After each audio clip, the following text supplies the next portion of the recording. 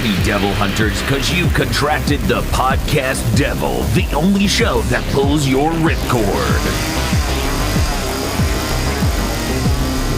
Hello and welcome to the Podcast Devil. As always, I am your host, Chris Wolfhart, and with me as always are my two co-hosts, Anime, Danime, and Weea Bob Video Games from GigaBoots.com. No devils have gotten me yet, Bob. No, not yet. Okay. And Dr. Agro, who has recovered from killing the mild upper respiratory illness devil. This is slander. I've never been involved with a devil in my life. And we are here to talk about episode 9 of Chainsaw Man, which I once again forgot to get the fucking title. So I guess I better pull that up. We can just lie and say it's gunfire. Again? Yes. Episode 9 from Kyoto. I guess we'll just get started. So we open on a Himino dying. Gotta see it again. Yeah, I watched it last week and thought, oh, at least I won't have to relive this on the podcast. As the ghost devil goes ape on Blade Man. He's getting butchered, but this isn't new events, but it's all new footage of said events. Which is really cool. So she disappears, the snake fucking gets the ghost devil, and that's it. Blade Guy says that power ran off, and the girl says, we're only here for Chainsaw's heart, so fuck her. In her last act, Himino uses the ghost hand to yank Denji's cord so he wakes up. You know, he recovers from being fucking domed with a handgun. It's a mild wound. Yeah, he got better. Blade Guy says he's gonna rip him in half, and the girl says, don't fuck up the heart. We're here for the heart. Don't fuck it up. And then they meathead at each other for a little bit as a Devil May Cry battle song starts. And then we get the opening.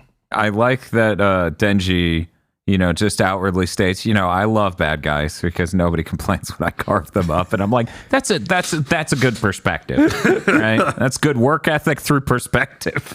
After the opening, the snake girl reports on her radio that Denji and Swordhead are fighting. Swordhead. Well, you recall when he appeared, he did say, "I'm Swordhead." That was like, yes, he did. That's true. It's another cool looking Chainsaw Man fight scene. They really gassed this guy up for him to bring in his like Arkham Asylum assists of just having goons. Mm-hmm. Yes.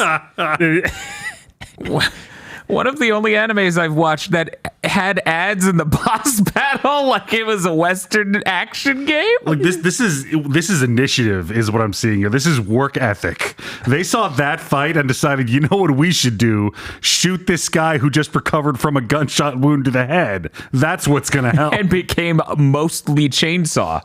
This will only get better from here. Swordhead says, you can help, but just aim for the arms or the heart. Which weird. Seems to run fucking contrary to what he was just told. Right? I was like, maybe bullet wounds don't hurt the heart. I don't know. Or maybe he has a disagreement with command. Maybe. They don't get a chance because Denji just ruins their life before they can even shoot him once. Like he does like the jumping Muay Thai knee to one and crushes their jaw and just kicks the other guy in the face. Yeah, I'm surprised these dudes recover at all. Yeah, he didn't close the deal, so they're able to take pot shots at him while he's fighting Swordhead. He takes one hostage though and tells Swordhead to back down, and he thinks Swordhead is doing that, but what Swordhead is actually doing is taking that Iaido stance he used against Aki and cuts Denji and the hostage in half at the waist.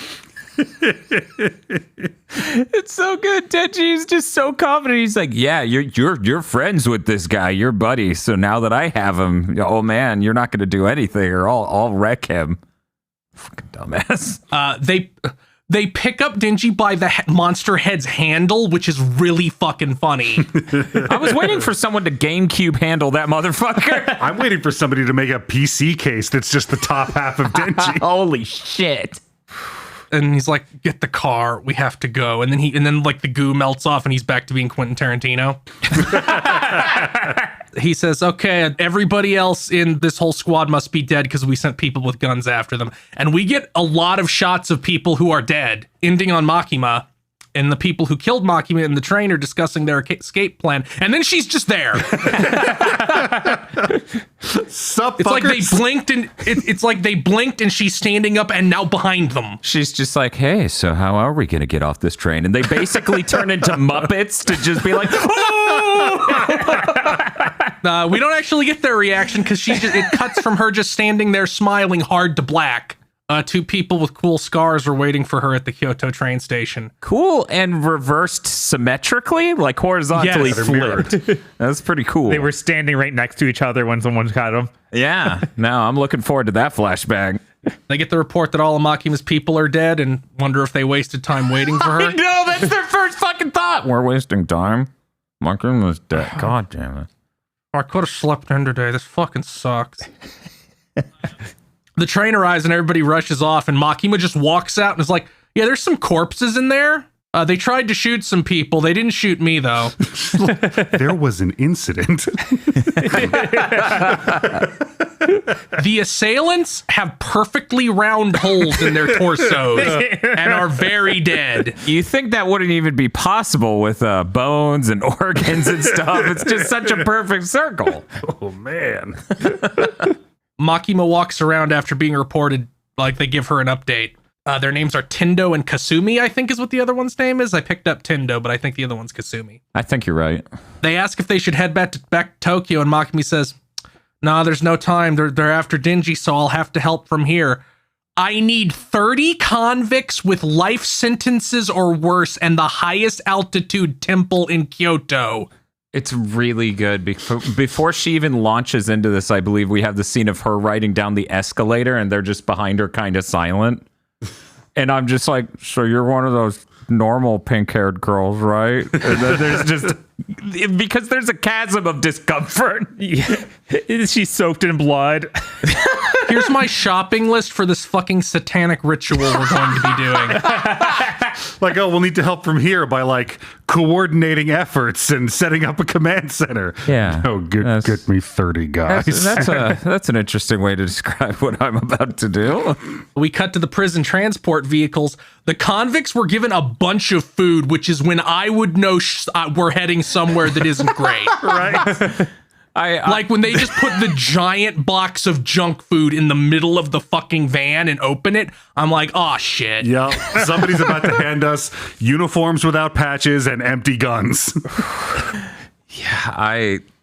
That's when I started to feel absolutely terrible for them because it was bad enough to begin with, and then they just get all these like snack foods and stuff, and I'm watching them eat it. I'm like, oh no. We get some lovingly rendered footage of Makima dressing that is entirely non-sensual. It's just her like putting on a dress shirt. It's all perspective. Tendo tells her the convicts are almost here, and then the convicts get off the bus and are like, we're gonna have to climb stairs? And because they're looking up at the really tall staircase up to the fucking temple. There's a distinct energy of you took us out of a prison to come here. That can't be good. Yeah, there's clearly more than just, oh, there's a lot of stairs. They know something's up. Sorry, officer, I killed a guy. I think you should take me back to prison now. I'm not safe. Swordhead and his associates are dragging Denji's torso to the van, and Swordhead is like, I died like 4 times in that fight. I'm just gonna like check out for a little bit. You guys have this, right? No wonder it needed ads for that last battle. Right? The guy dragging Denji tells another goon, who is a dude in a beanie, to come help with Denji. And then a raven lands on a nearby building. And then the goon with the beanie's like, oh man, something's weird. I feel weird. And then he explodes into blood mist. Even the blonde girl, who is supposed to be a super badass, is like, she immediately grabs her radio and is like, have them confirm Makima is dead right now. Another guy answers and is like, well, we can't because we lost contact with those and then he explodes into mist. There's that really fucking good line of bullshit powers like this has to be Makima. Yes. She's doing a ritual at the temple. All the crooks are in robes and they're on their knees. They're blindfolded, and even Kasumi and Tendo are blindfolded because nobody but like the chief of public security is allowed to know what devil she's contracted to. So The convicts say a victim's name, and then Makima wrings her hands together and she juices them with telekinetic force. My only hope is that the person she kills to kill them has a peaceful death and that the internal state there is not horrifying. The guy carrying Denji is juiced. The guy with the pistol is juiced. The convicts just seem to drop dead. They don't seem to get it too bad. Makima's acting like she's trying to sell a fucking blender on late night television right now. She's shoving everything in. The goons are just being splattered one by one. One even takes a hostage in desperation and starts yelling to no one. Yeah. And gets juiced. Swordhead and Snake Girl are just watching like, what the fuck? What the fuck? What the fuck? Makima says they can take the blindfolds off. She says, well, this is all I can do from here. I guess I can't do it to people who have names. Yeah, it's really unclear what the parameters of that are. Yeah, I maybe she got the names of some of the guys from the people she killed on the train or something like that. Maybe It might be a devil hierarchy thing. Yeah, maybe she can't do it to people are contracted with devils. Yeah, it might be something like that. Snake says, this bullshit has to be Makina. We have to get out of here now. Swordhead starts to move, and then he like senses a fucking disturbance in the force and turns his head and sees Kobeni there with her knife on the horizon, standing there like Goku in the first Cooler movie. Duel of the Fates started playing. It was an amazing moment. We get a sepia-toned flashback. The old lady shoots Arai in the neck and then in the head because his immediate instinct is to shield Kobeni from the second shot. She has that old lady's radio, so we know what happened to her, even if they haven't shown it yet. She's like, well, I know you're with the shooters. And her Snake is so fucking off-put by this girl that she immediately summons the snake. It's like, no, I'm not going to try to shoot her. We're going with the big guns immediately because I know we have to do this. Kobeni jumps on top of the snake, wall runs on it, instantly disarms Swordhead literally by cutting his fucking arm off with a kitchen knife, which is not an easy cut to make. Takes his gun from his severed hand and just pops him in the back multiple times and then uses Denji's body as a shield when the Snake Girl returns fire. Yeah, I don't think there was any world in which I expected Kobeni to be this competent. So Himino said, she said. Mm-hmm. So if you were confused by all the people on your timeline simping out over Kobeni, who should hate a character like this, but we're acting like, oh, yay! They retreat and it's really pitiful. It's like they realize they are now the ones being hunted. So she's like shoving Swordhead in the car and he's like, you can fucking die inside the car. We have to go. Then she starts apologizing to they fucking get away because she can't pursue them. She doesn't have a car. I love this. She's unloading bullets, right? Window goes out, other shit goes out. Doesn't put one bullet in a tire because at some level she wants them to leave, I think. Probably. Either that or she's just consumed by bloodlust and can only think of them being killed. Understandable. She starts apologizing to Denji's half a body. I assume she thinks he's dead. As one would. She apologizes for trying to kill Denji to his half of a body, and then she starts having like a breakdown because she's flat, and she flashes back to Arai getting shot. She did like the John Wick move of like pushing her gun, the old lady's gun, under her chin while she was pulling the trigger and made her blow her own brains out. A classic. She keeps having flashbacks and basically says, oh, I need to quit this fucking job. I'll just quit the next time I see Himino. Which is, oops. Ruh-roh. Yeah, the end of the episode just turns that knife. Yeah. I'm like, oh, thanks. I thought it hurt before. One other guy survived. He's the glasses guy from the party. He reports that basically everybody's dead except the people who aren't human. In the Special Divisions Force. In the Special Division, yeah. And he's like, they've decided to combine all of the Special Divisions into one Special Division directly under your command. Also, I'm quitting. Also, did you see this coming? And then she just did the fucking head pat. Ooh. Yeah, he asks, like, how much of this did you know what happened? And she says, well, since you just quit, I'm not at liberty to tell you. Some cold shit. Yeah, Jesus Christ. And that's when you can feel the tension between the two people from Tokyo and her grow ever more. It's just like, oh my God. If I was them, I would be entertaining. She fucking set this Yeah, I was like, up. how much of this did you explicitly set up? You know we don't work for you, right? But no, really, you're one of those normal pink-haired girls, right? Nothing, please. I'm begging you. Yeah, that was it for this episode. Yep, that was it for the episode. We got to see the ending for the first time, though. Mm-hmm. Yeah. No, the stuff they put in that ending, like intestines, rope turning into hands and stuff, and people becoming the smoke and blood forming into organs. Yeah, this was just some beautiful hand-drawn morphing shit. Like this is a very specific skill set you don't get to see put to this much display very often. Yeah, somebody was so happy when they got to do this. The first half was just all Himeno, and then it just slowly became the people getting crushed by Makima, which was really neat. We have some segments after this, but first I'm going to talk about how you can support this show. First, you can support the Podcast Devil by liking this video on YouTube right fucking now. Yeah, that'd do a solid. Thank you. Also, if you're listening to this via your podcast app of choice, leaving us a favorable review also helps. In addition, you could help monetarily by going to our Patreon at patreon.com/GBpodcasts. For as little as $5 a month, you can help us out and get many benefits, such as early access to Chugging Bleach and Pokemon Go to the Movies. Those are two other anime shows we do that we'd only do those once a month because you get so much content with them. In every episode of Chugging Bleach, we review 5 whole episodes of Bleach, sometimes more when we get really fucking sick. We do more than that. Or we do a movie. It's like, look out, this arc ends in 8 episodes. We know what we're doing.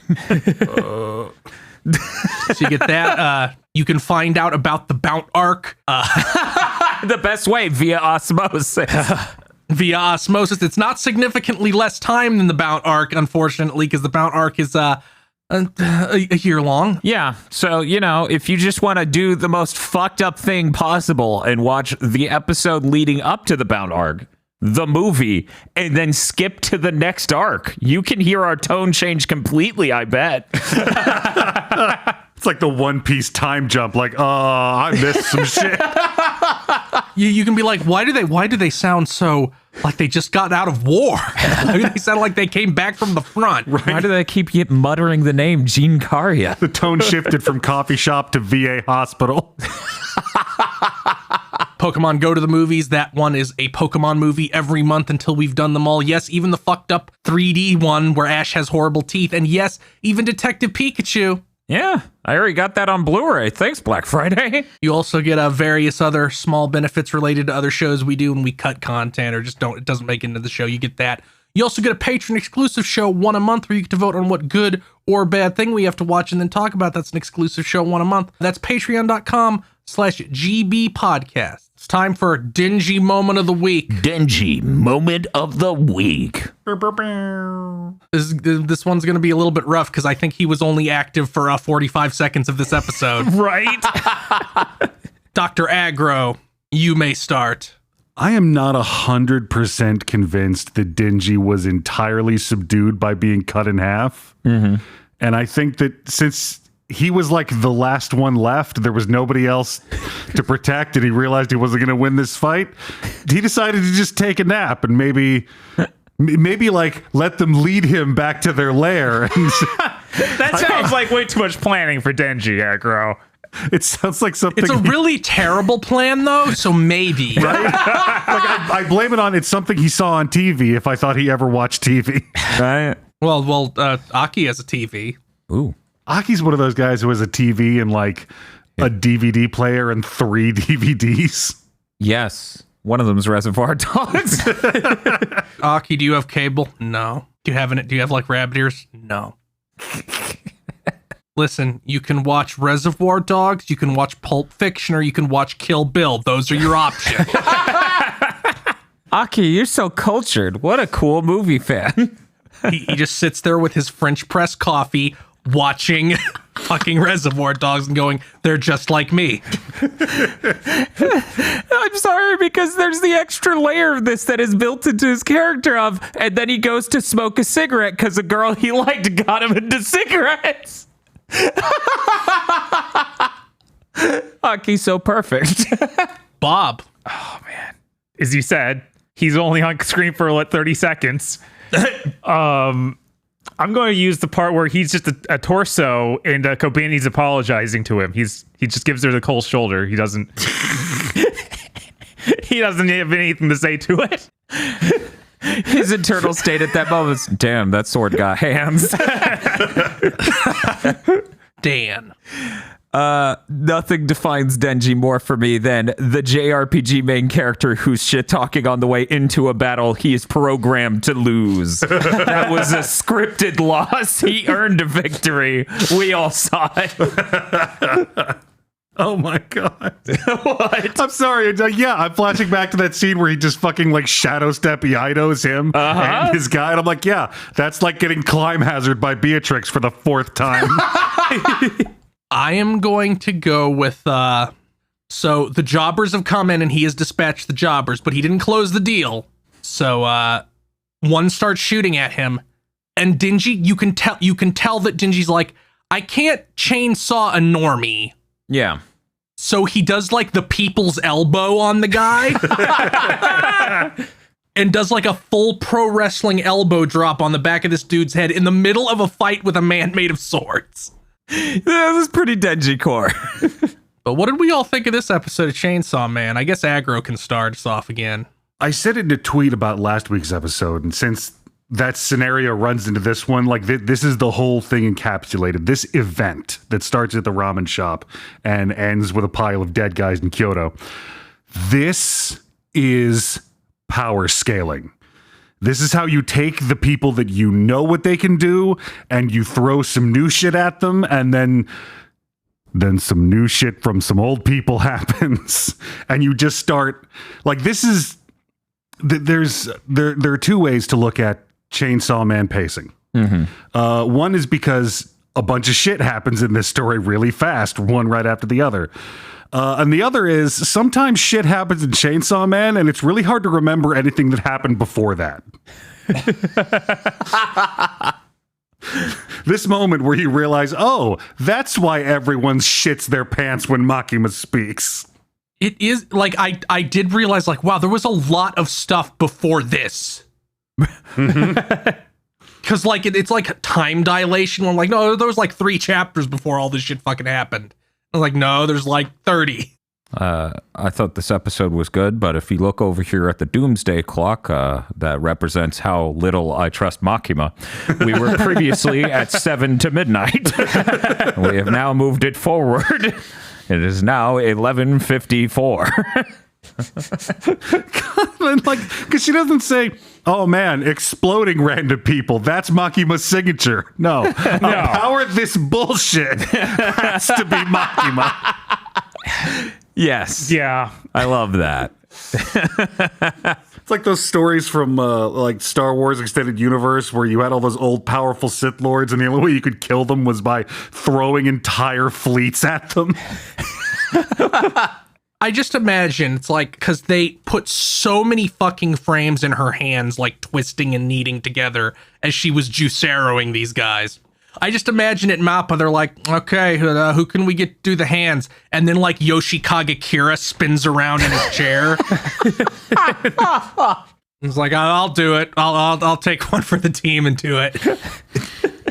Bob. Yeah, this episode was great. Koben used Ultra Instinct. Finally, I've been waiting for that all season. Makima Blanco. God, I don't think anyone's ready for that. So you can see the difference in tactics between Kobeni and Arai, where Kobeni also had like a really shitty childhood and was in a bad situation. That's the Denji move. That's how you stay alive. Oh, damn. You see, Arai had family who may have been flawed, but obviously supported him. Kobeni's family effectively told him, go die or become a sex worker. And that instills you with like a primal fury that can only truly come out in moments like these.